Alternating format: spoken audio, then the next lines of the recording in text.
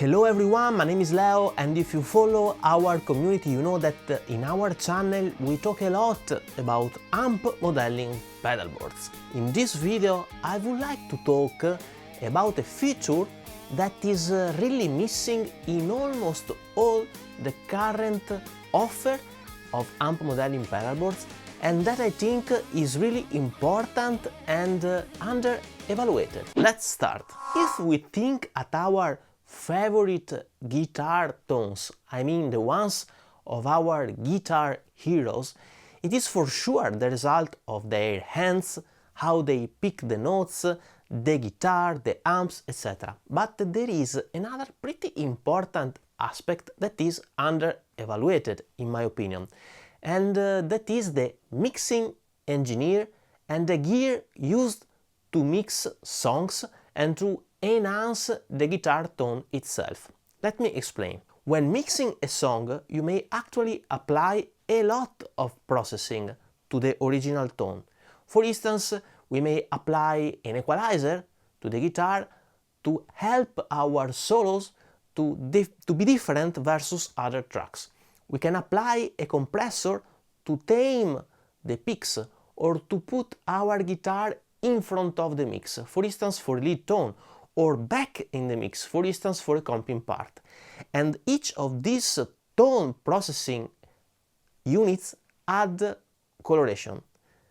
At the end, adding to our guitar a specific character and color. And also the specific gear used in order to mix our guitar tone makes a lot of difference. For instance, if we use an API EQ, our tone probably will be more into your face.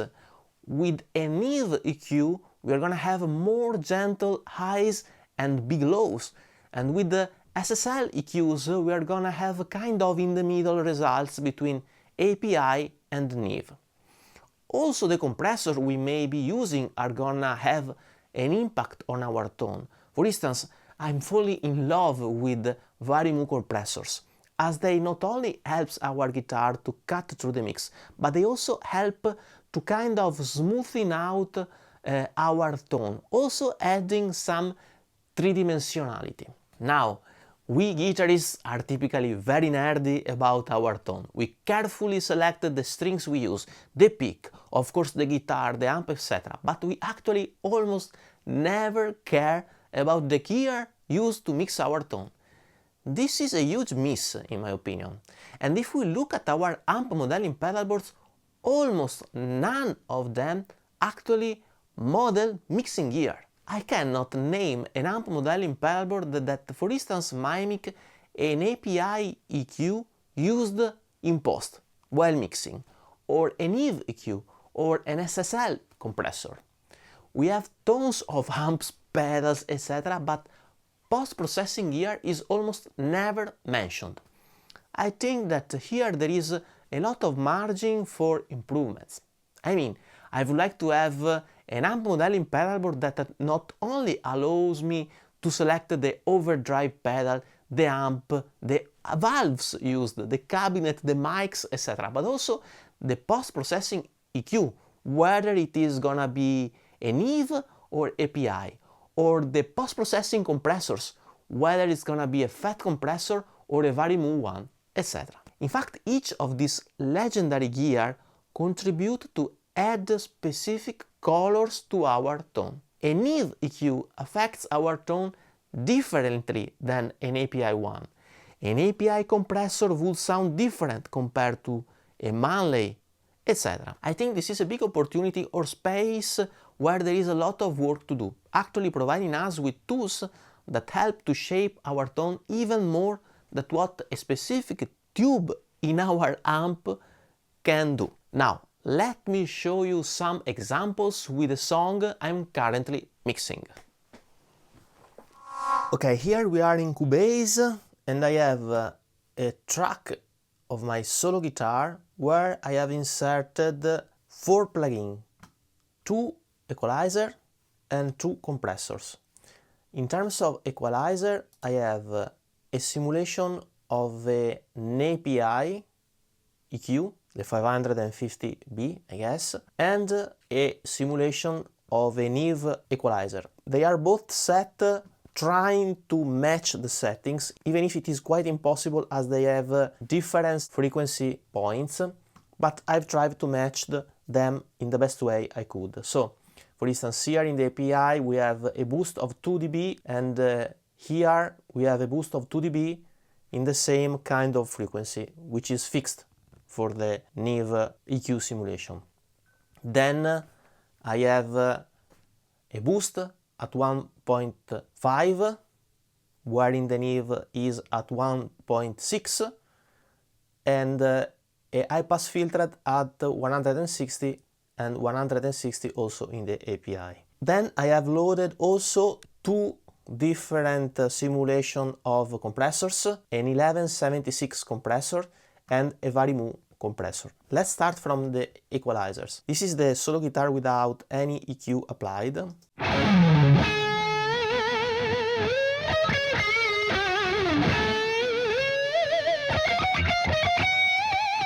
And this is the same guitar in the mix.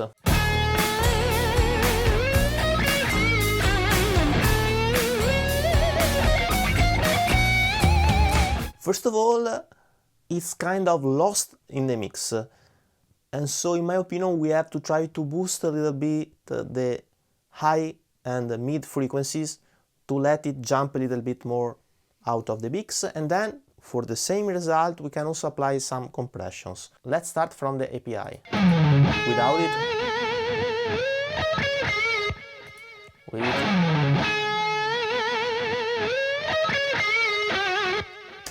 Okay, and now let's hear the Neve without it.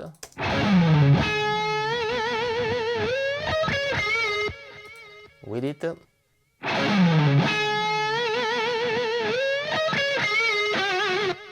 Okay, see how the guitar has more high frequencies that helps her to jump, to cut through the mix. And now let's hear the difference between the two. Neve.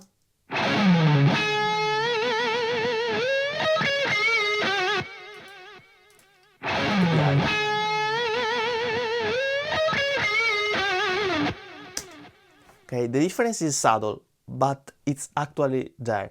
The Neve is kind of more rounded in the high frequencies with a little bit of more bottom end. The API is kind of more in front of your face. Let's hear the two in the mix.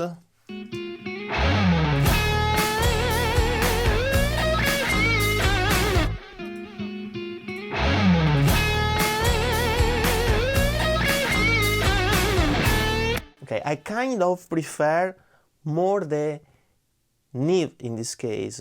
It's a little bit less piercing in our ears when there are those high notes. Let's keep the Neve switched on and let's move to the compressor side of our equations. Let's hear first of all the 1176 kind of compressor, not engaged.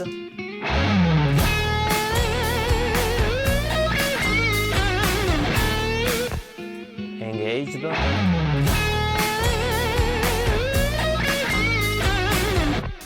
And now let's hear the Varimu compressor, not engaged. And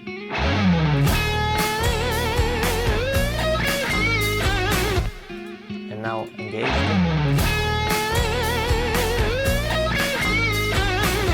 Now let's hear the difference between the two. 1176.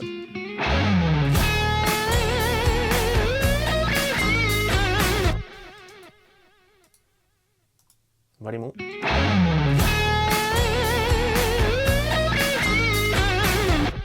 The difference is subtle once again. To me, the Varimu let the guitar to be a little bit more round and less sparkly in the high frequency and a little bit more three-dimensional, kind to say. It's kind of similar to the difference between the API and the Neve EQ, actually. And now let me show you what happened if I change the setting of the compressor, keeping the Varimu, which is the one I prefer. Slow attack, fast attack, in the middle. As you may have noticed, with the fast attack the guitar is more pushed back, and with the slow attack it is more in front of your face. Fast, back, slow, front. So actually the possibility to add a compressor at the end of our chain, giving us the possibility to choose the type of compressor, a Varimu, an 1176, etc., allows us to not only give a specific color to our tone, but also to select where our track should be placed in the mix. More in front of the mix, more back. So for instance, I can select a fast attack for the comping part and a slow attack for a solo, for the lead part. Everything is so cool. So that's why I would like also to have this kind of simulations in my amp modeling pedalboards. The differences are subtle, but all the things we choose in our guitar chain gives to our tone little nuances, subtle differences. The type of pick, the way we incline the pick, the strings, everything add just nuances, just little nuances, like all this type of gear that actually we don't care about too much, in my opinion. Okay, that's all for this video. Let me know your opinion in the comment section below. Are the post-processing units important for us guitarists and something to be included in our beloved modelers? Please let me know in the comment section. See you and bye bye.